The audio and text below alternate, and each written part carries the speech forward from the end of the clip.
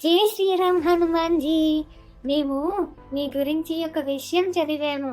సూక్ష్మ రూపధరి సియహి దిఖావా, వికట రూపధరి లంక జలావా అంటే ఏంటి? చాలా మంచి ప్రశ్న అడిగావు. బలం అనేది ప్రదర్శన కాదు, అది ఒక ప్రతిస్పందన. నేను మీ సీతమ్మ తల్లిని చూసేసరికి ఆమె దుఃఖం అనే తోటలో భయంతో చుట్టుముట్టి ఉంది. ఆమె హృదయం చాలా సున్నితంగా గాయపడి ఉంది. భయపడిన ఒక చిన్న పక్షిని ఊహించుకో. దాని దగ్గరికి గట్టిగా అరుస్తూ వెళ్తావా, లేక నెమ్మదిగా చేయి చాపి మెల్లగా మాట్లాడుతూ వెళ్తావా? నా సూక్ష్మ రూపం కరుణకు ప్రతిరూపం.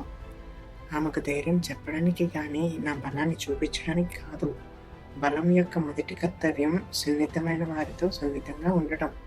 ఓ, అర్థమైంది. కానీ ఆ తర్వాత మీరు లంకని కాల్చేశారు, వికట రూపం దాల్చారు. ఆ భాగం నాకు చాలా ఇష్టం. కానీ నేను ఎవరి మీదైనా కోపంతో అరిస్తే మా అమ్మ నాన్న తప్పు అంటున్నారు.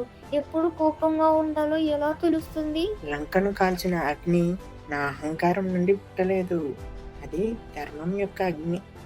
నా వికట రూపం వ్యక్తిగత పోరాటం కోసం కాదు.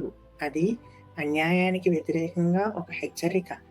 అది ఇతరుల గౌరవాన్ని కాపాడటానికే కానీ నా గర్వాన్ని ప్రదర్శించడానికి కాదు.